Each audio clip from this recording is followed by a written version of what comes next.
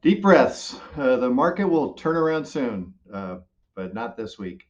Hey, it's Eric Osnes here with my weekly update on mortgage rates and the economy and what's influencing all of them for the week ending October 14th, 2022. Well, 3 weeks ago, Liz Truss, the new United Kingdom Prime Minister, announced unfunded tax cuts in that country, a highly inflationary move when inflation was already running about 10% there, thrusting global markets into turmoil. The Bank of England intervened, buying gilts to stabilize their markets, also an inflationary move. But this week, the Bank of England announced that it was ending its buying support, and this news was positively received by the bond market. So that was kind of in our favor a little bit. Meanwhile, against the wishes of the administration, OPEC announced its intention to cut oil production by 2,000 barrels per day. This was decidedly not well received by global bond markets. And this week, September's consumer price index came in hot, increasing 0.4%, double expectations. Year over year inflation was slightly lower at 8.2%. That's a rolling average, but it was forecast to be at 8.1%.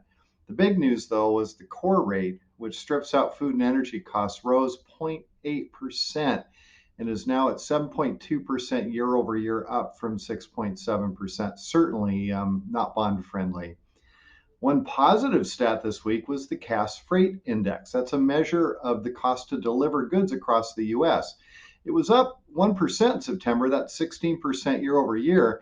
But the supply demand balance in U.S. trucking markets has loosened up significantly.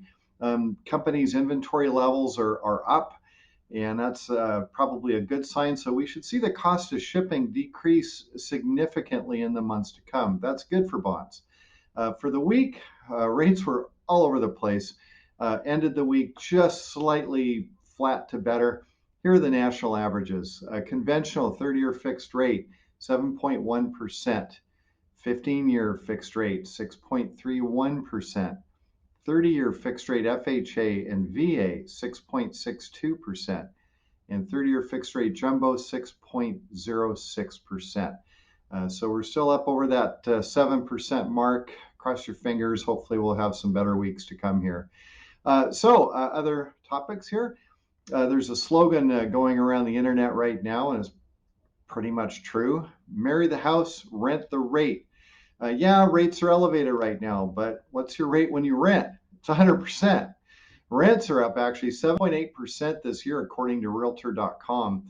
And renters are fed up with it, and they're taking the plunge into home ownership. We're starting to see some increased activity with first-time home buyers. And even with all the market turmoil going on, house prices are not expected to fall. Waiting for the market to drop is not a winning strategy. If you're ready for your own home, but you're short on funds, we have several down payment assistance programs available. All of them have income limits to be eligible, but if you're in less than $180,000 a year, there's going to be a program for you. Most down payment assistance programs are structured with two loans.